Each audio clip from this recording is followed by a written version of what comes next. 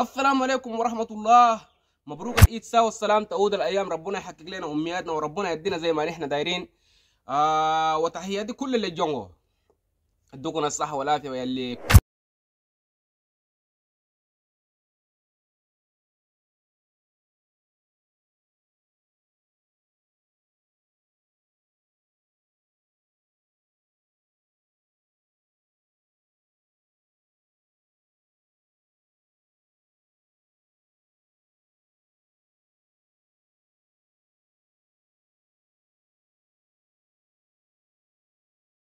تكون كلمات مرتبة والحمد لله.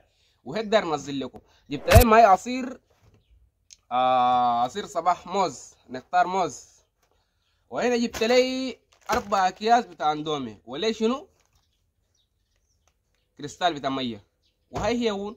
وبعد ما اعمل لي اندومي تمام كده وارجع لكم. تمام.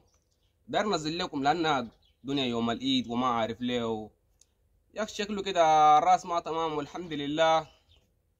عشان كده حبيت انزل لكم حاجه بسيطه كده يكون مفيد لكم يا جماعه. رجعت لكم، ارجع لكم بعد دقيقتين. وهيك رجعت لكم ما يقاربا بعد دقيقتين ونص. وهي هي الاندومي جبتها. وزي ما قلت لك يا جماعه والله يا الدنيا ممل وما عارف ليه وحركات كثيره الحمد لله.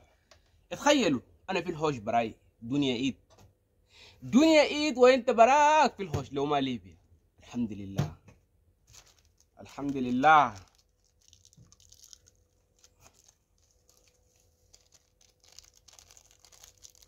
ما عندنا حل غير ناكل اندومي بس يا جماعه. ويا جماعه فضلا وليس امرا برضو يا عزيز المشاهد، ان لو وصلت لهذا الثانيه انزل في الوقت الحالي اعمل سبسكرايب واعمل لنا لايك وكده بكون شكرا لك. لان سبسكرايبك ولايكك بالنسبه لي انا والله مهم جدا جدا، مهم جدا جدا. عشان كده يوم العيد انا حبيت انزل لكم تحدي خفيفه كده، 4 كيس اندومي نقدر ناكل ولا لا. معي كريستال ميه ومشروب طبيعي.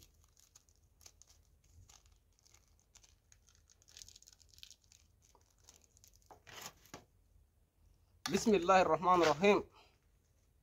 يا جماعه شغل ده ليش ما يبقى؟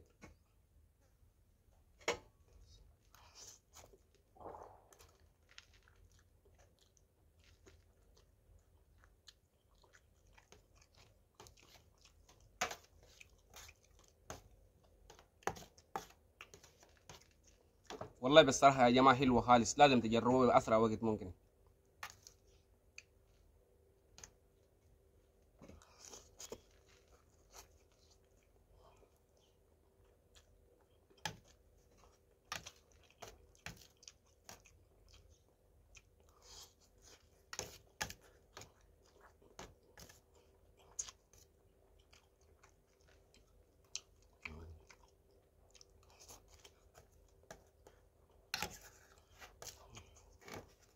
تحدي صعب لكن ان شاء الله باذن الله ممكن نقدر نكمل.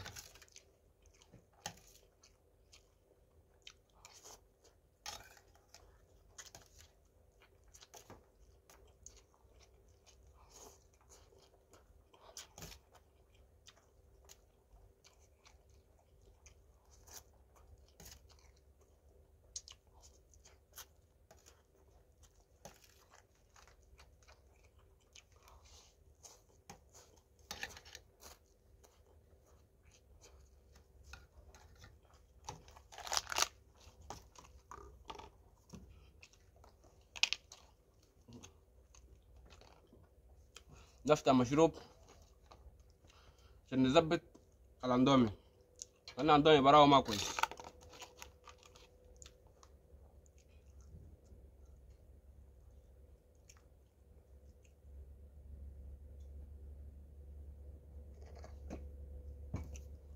وهي تاسه بتاع شنو؟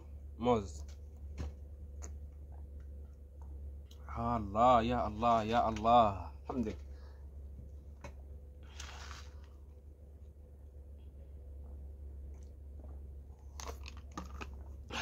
كده بديني مجاز، كده بجيني مزاج ذات واحد ياكل اكتر من اللازم.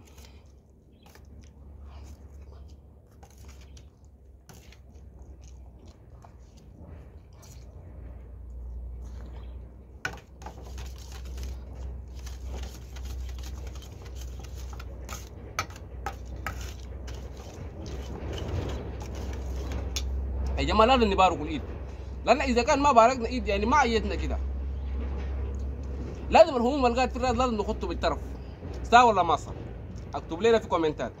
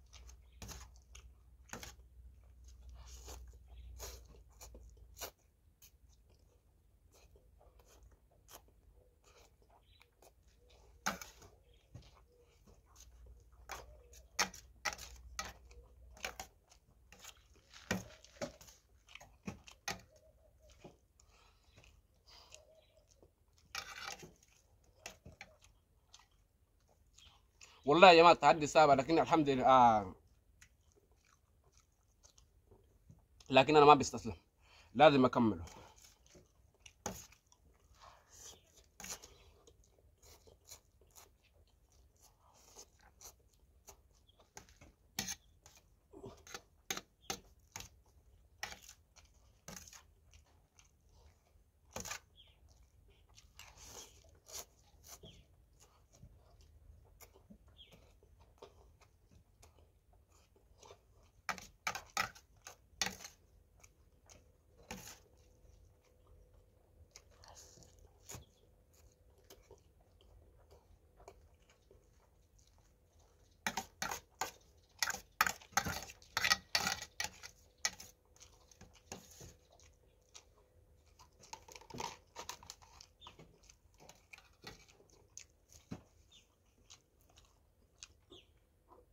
آه. والله التحدي صعب يا جماعه، التحدي صعب مره واحد والله. التحدي مره صعب. عشان كده يا عزيز عشان كده يا عزيز المشاهد، انزل في الوقت الحالي اعمل لايك واعمل سبسكرايب لو انت اول مره تشوفنا في يوتيوب.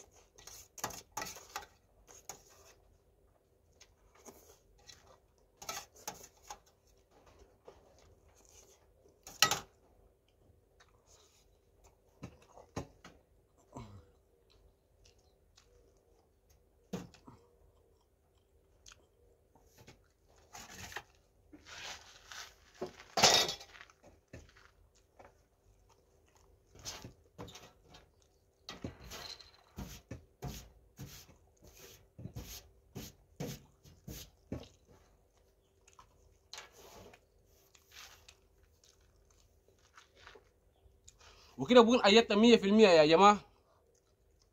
إما يا عزيز المشاهدين، والحمد لله كده غيرت مزاجي شوية كده، والحمد لله أيدنا.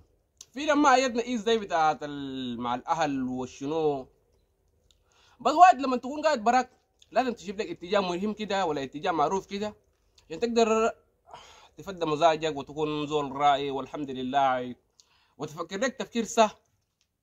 بعد ما اكلت اندومي كده خلاص اموري طيبه. ليه؟ لان ما في حل اكتر من كده. تعرف دي شنو؟ عصير وياخد الميه والحمد لله.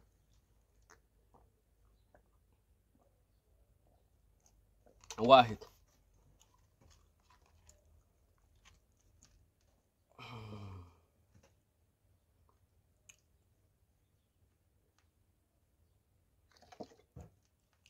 اثنين،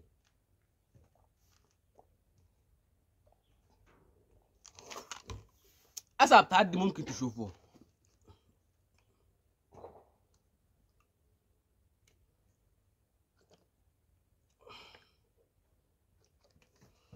ثلاثة،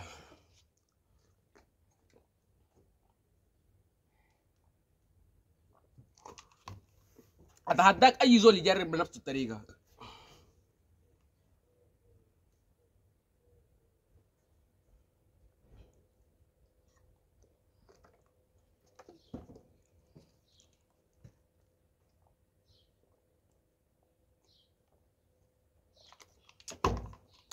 وهي هي كانت المقطع يا عزيز المشاهدين، بتمنى تعجبكم. ان شاء الله عملتوا لنا لايك وخطيتوا لنا سبسكرايب.